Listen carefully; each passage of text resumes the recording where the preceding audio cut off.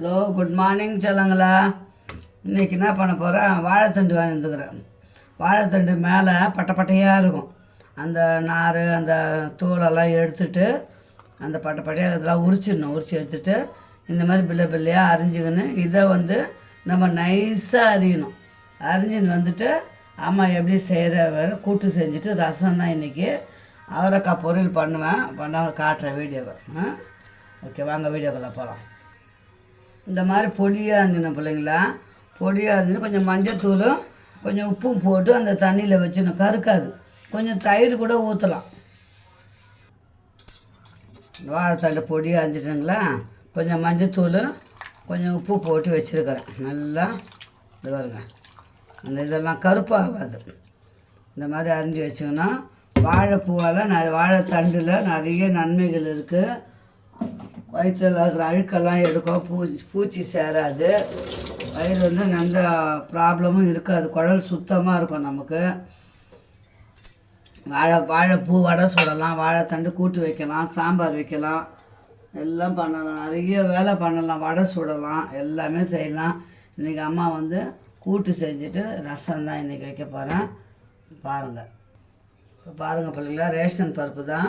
தோரம் பருப்பும் போடலாம், சிறு பருப்பும் போடலாம். இப்போ பனிக்காலம் இல்லைங்களா, அதனால் தோரம் பருப்பு தான் நல்லது. இந்த பருப்பு சீதளம் அதிகமாகிடும். சிறு பருப்பு சீதளம் அதிகமாகிடும். அது பாருங்கள், 6 கிளாஸ் பருப்பு போட்டு கூட்டு வச்சுக்க போகிறேன். தோரம் பருப்பு தான் போட போகிறேன். நல்லா டேஸ்ட்டாக தான் இருக்கும். பருப்பு வச்சுட்டேன் பிள்ளைங்களா. வச்சுட்டு பாருங்கள், துண்டு பெருங்காயம், கட்டி பெருங்காயம் இருந்தால் கட்டி பெருங்காயம் போடுங்க.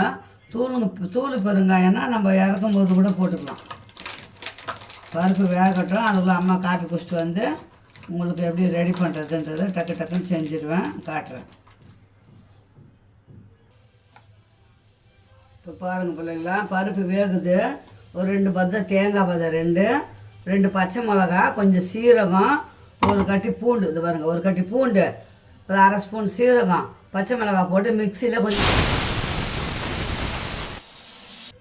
காரம் தேவைன்னா 3 மிளகா போட்டுங்க. அது கொஞ்சம் நம்ம மிளகாத்தூள், சீரகம், பூண்டு, அவ்வளோதான். சீரகம், பூண்டு, தேங்காய் பால் இதை போய் நம்ம மையம் அரைச்சின்னு வந்துடலாம். ஒரு தக்காளி, ஒரு வெங்காயம் அரைஞ்சி வச்சுன்னு கூட்டு.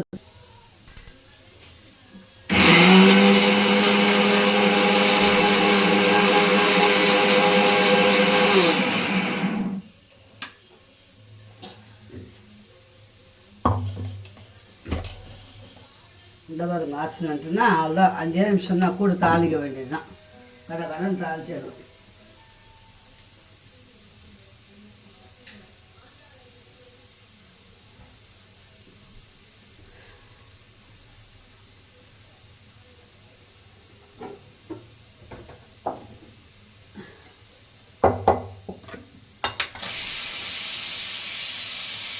தாளித்து ஊற்றி 2 விசில் வச்சோம்னா டக்குன்னு வேலை முடியும்.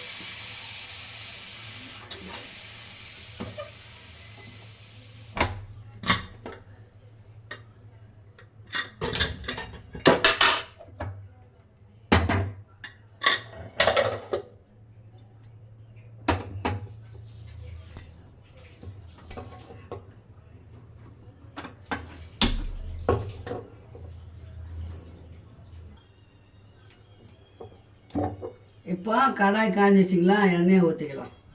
வெங்காயம் தக்காளி வதங்குற அளவுக்கு எண்ணெய் ஊற்றினா போதும், ரொம்ப தேவைப்படாது. நான் டெய்லி சமையல் செய்யும்போது எனக்கு தெரிஞ்ச டிப்ஸுங்களை உங்களுக்கு சொல்லலான்னு இருக்கிறேன். யூஸ் பண்ணுற நிலமையில தான் இருக்கும். யூஸ் பண்ணுறவங்களுக்கு அது ஒரு நன்மையாகவும் இருக்கும். தேவைப்படுறவங்களுக்கு எனக்கு தெரிஞ்ச டிப்ஸுங்களை சொல்கிறேன். பச்சை மிளகாவை காம்பை கிள்ளிட்டு கவரில் போட்டு வைங்க. பழுத்து போகாது, ரொம்ப நாளுக்கு நல்லாயிருக்கும். ஒரு டிஷ்யூ பேப்பர் வச்சு அது மேலே வச்சு பாக்ஸில் போட்டு வச்சிங்கன்னா 15 நாளுக்கு 20 நாள் கூட நல்லாயிருக்கும் பச்சை மிளகா. நாளைக்கு ஒரு டிப்ஸு சொல்கிறேன் உங்களுக்கு. டெய்லி எனக்கு தெரிஞ்ச டிப்ஸுங்களை நான் சொல்கிறேன் உங்களுக்கு.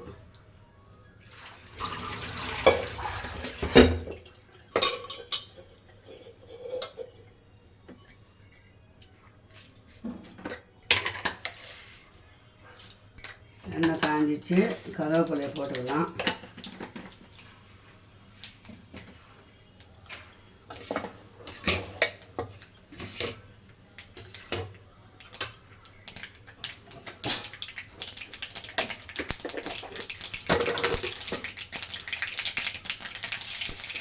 2 காஞ்சி மிளகா போட்டுக்கிறேன்.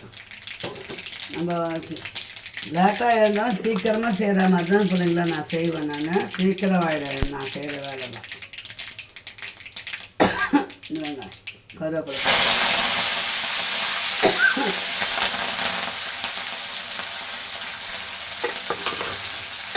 ஒரு வெங்காயம் போட்டேன்.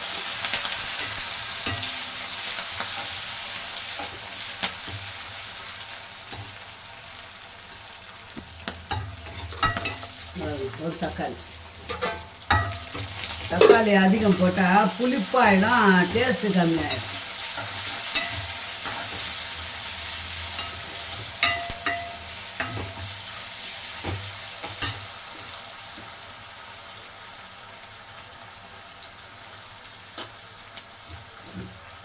அம்மாவுக்கு தெரிஞ்ச டிப்ஸுங்க டெய்லி ஒன்று சொல்கிறேன். சமையல் செய்யும்போது நல்லா கவனிச்சிக்கோங்க, உங்களுக்கு யூஸ்ஃபுல்லாக தான் இருக்கும்.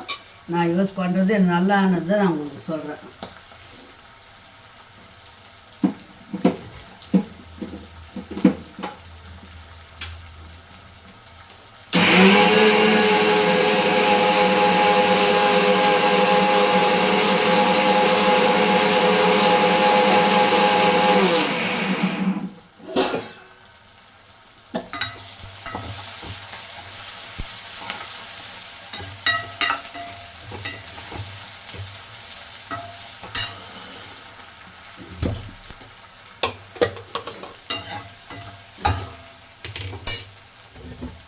இந்த வாழைத்தண்டு அரைஞ்சி வச்சேன் இல்லைங்களா, அது மஞ்சத்தூள் போட்டு கழுவியாச்சு. இதில் போட்டுக்கலாம்.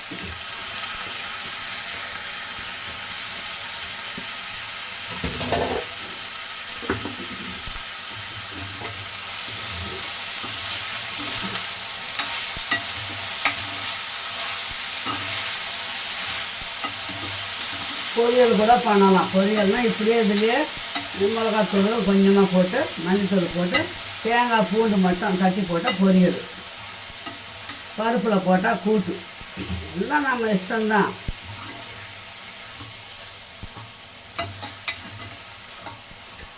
இப்போ பாருங்கள், பார்த்தீங்கன்னா அந்த பருப்பு தீங்க வச்சுட்டு மொத்தமாக இதில் போட்டுடலாம்.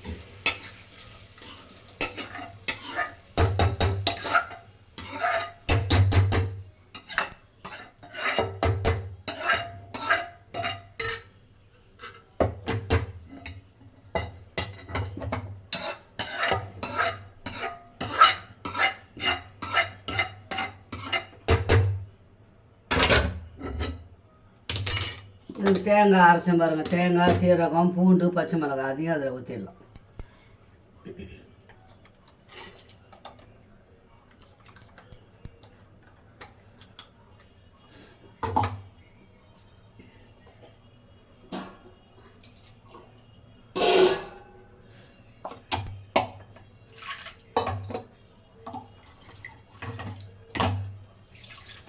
கூட்டு வாழைத்தண்டு வந்து வாரத்தில் ஒரு நாள் சேர்த்துனா கல் ப்ராப்ளம் இருக்காது, கிட்னி ப்ராப்ளம் எந்த ப்ராப்ளமும் வராது. வாழைத்தண்டு வாழைப்பூ கிடைக்கும் போது வடை சுட்டு சாப்பிடலாம். நான் இன்றைக்கி வாழைத்தண்டு தான் வாங்கிட்டு வந்தேன். எப்படி இருக்குது?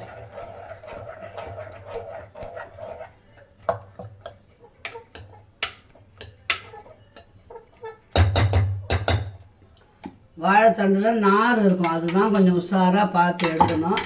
வாழைத்தண்டு நாரை எடுத்துகிட்டு செய்யணும், இல்லைன்னா சாப்பிடும்போது வந்து வாயில் மாட்டோம். அது அம்மா என்ன பண்ணுவாங்க, வாழைத்தண்டு அரிஞ்சிட்டு தொடப்பு குச்சியை உடச்சி அதில் போட்டு இப்படி தோட்டினாங்கன்னா அந்த நாரெல்லாம் வந்துடும். நான் அறியும் போதே எடுத்துட்டேன் வாழைத்தண்டு நாரெல்லாம். வாழைத்தண்டு வந்து உப்பு தாங்காது, அதனால் கொஞ்சமாக உப்பு போட்டுக்கலாம். ஒரு சின்ன ஸ்பூனில் போட்டிருக்கிறேன். பத்தலைனா கூட போட்டுக்கலாம். உப்பு அதிகம் எடுக்காது, ஜாஸ்தி ஆகிடும் கொஞ்சம் போட்டாலே. அவ்வளோதான் பிள்ளைங்களா. அது பாருங்கள், கூட்டு சூப்பரான வாழைத்தண்டு கூட்டு. வேகட்டும், 2 விசில் வந்ததுன்னா முடிஞ்சுது, கூட்டு முடிஞ்சுது.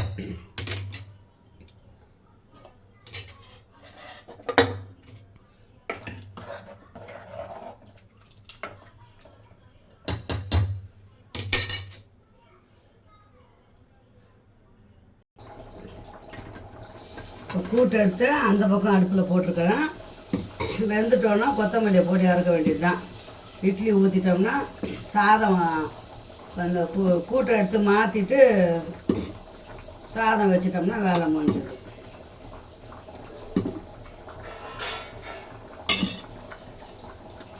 நான் செய்கிற பக்குவம் குழந்தைங்களும் நல்லா சாப்பிடும்.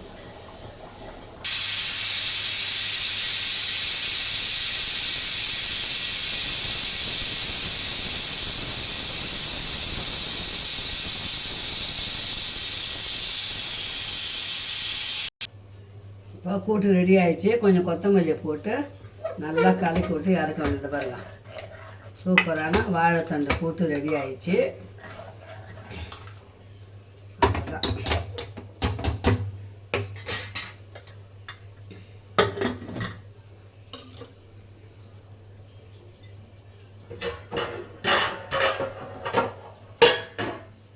இறக்கிட்டு அரிசியை கறி வச்சிட்டோம்னா வேலை முடிஞ்சிடும்.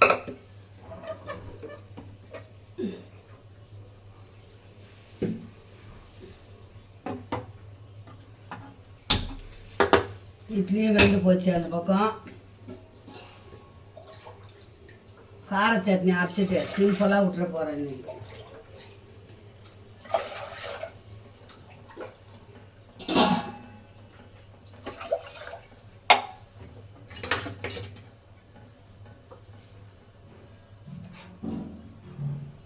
நான் இன்றைக்கி கொஞ்சம் கருவேப்பிலை அதிகமாக சேர்த்து தான் சட்னி அரைக்க போகிறேன் பிள்ளைங்களா. பாருங்கள், கருவேப்பிலை வந்து சட்னி அரைச்சா இட்லிக்கு சாப்பிட்றதுக்கு நல்லாயிருக்கும். முடிக்கு தலை முடிக்கும் நல்லது. அதனால தான் கருவேப்பிலை இருக்குது. கருவேப்பிலை சட்னி அரைச்சிட்டு இட்லி பாருங்கள். 2 தக்காளி, 1 வெங்காயம், 1 கட்டி பூண்டு, அப்புறம் ஒரே ஒரு பத்தை தேங்காய் பத்தை, இவ்வளோ தான் கருவேப்பிலை சட்னி அரைக்க போகிறேன். டக்கு டக்குன்னு அரைச்சோம்னா வேலை முடிஞ்சிடும். பச்சையாகவும் அரைக்கலாம், எனக்கு பிடிக்காது. நான் டேஸ்ட்டு வதக்கி அரைச்சா தான் டேஸ்ட்டாக இருக்கும்.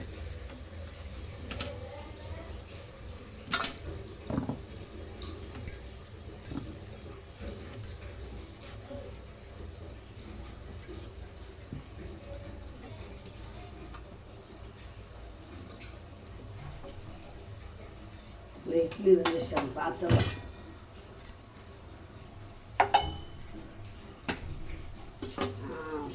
இட்லி வந்துச்சு. இட்லி அரைக்கிட்டு நான் கருவேப்பிலை சட்னி அரைக்க போகிறேன். அதுக்கு வந்து பெருங்காயம் இது பாருங்கள், ஒரு துண்டு பெருங்காயம், புளியங்கொட்டை சைஸ் பெருங்காயம் எண்ணெயில் போட்டேன். அது பொரியணும் நல்லா.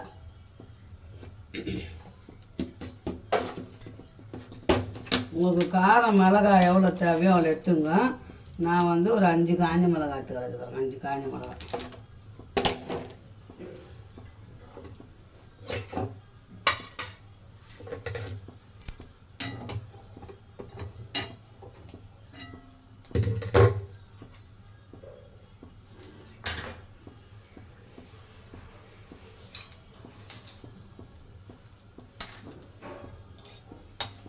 இந்த பெருங்காயம் பொரிஞ்சோன்னும் போட்டோம்னா வேலை டக்குன்னு ஆகிடும். இப்போ வந்து அந்த 5 காஞ்ச மிளகாய் போட்டுக்கலாம். இந்த பாருங்க, 5 காஞ்ச மிளகாய், ஒரு 10 பல்லு பூண்டு பல்,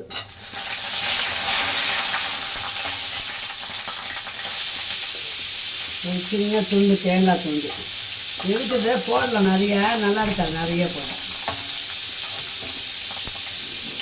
ஒரு தக்காளி, ஒரு வெங்காயம். நான் 2 பேருக்கு அளவுக்கு செய்கிறேன். உங்களுக்கு எத்தனை பேரோ அதுக்கு மாதிரி போட்டுக்கோங்க. சட்னி நல்லாயிருக்கும், டேஸ்ட்டாக இருக்கும்.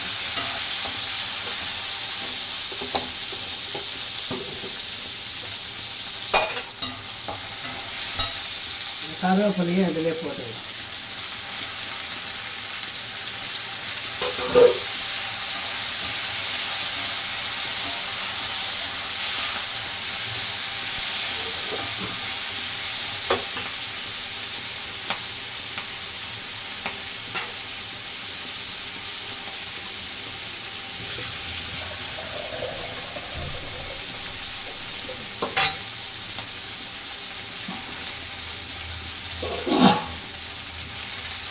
ரசம் நேற்று ரசம் எடுத்து பிள்ளைங்களா, அதனால் ரசம் வைக்கல. நான் கூட்டு செஞ்சுட்டு ஊறுகாய் வச்சு சாப்பிட்டுப்போம். பொரியல் செய்யலாம், டைம் ஆயிடுச்சு.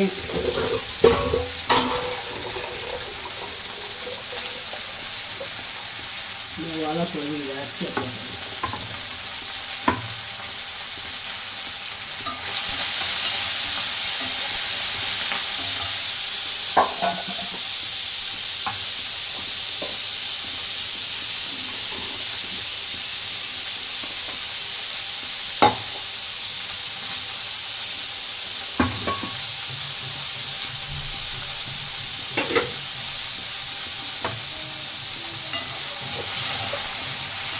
அவ்வளோதான். இது வந்து ஆறுன அப்புறம் அரைச்சிட்டு தாளிப்பு கொடுக்க வேண்டியது. செல்லுங்களா இந்த கார சட்னியோட டேஸ்ட் என்ன தெரியுமா பாருங்க. ஒரு புளியாங்கொட்டை சைஸு வெல்லம் போட்டுக்கோங்க, ஒரு துளி புளி போட்டுக்கோங்க. அப்போ தக்காளி போட்டிருக்கோம், போதும். ரெண்டும் போட்டோம்னா அப்போ தான் வந்து அந்த டேஸ்ட் வந்து ஹோட்டல் டேஸ்ட்டு வரும். அவ்வளோதான் சீக்கிரட்டு. அவ்வளோதான். கொஞ்சோண்டு வெங்காயம் வெல்லம் போட்டோம்னா டேஸ்ட்டாக இருக்கும் சட்னி. 2 இட்லி சாப்பிட்றவங்க கூட 4 இட்லி சாப்பிடலாம்.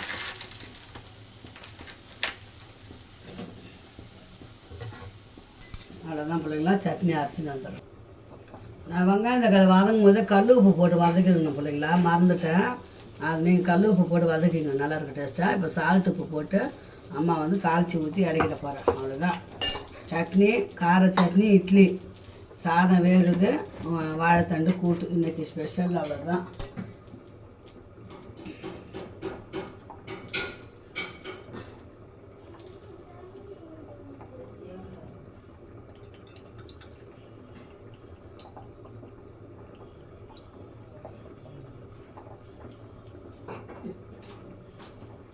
ரெண்டு கடுகும் காஞ்சி மிளகா ஒன்று கிள்ளி போட்டு தாளிச்சா போதும்.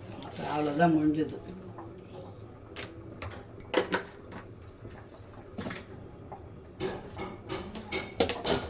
சட்னி முடிஞ்சிச்சுன்னா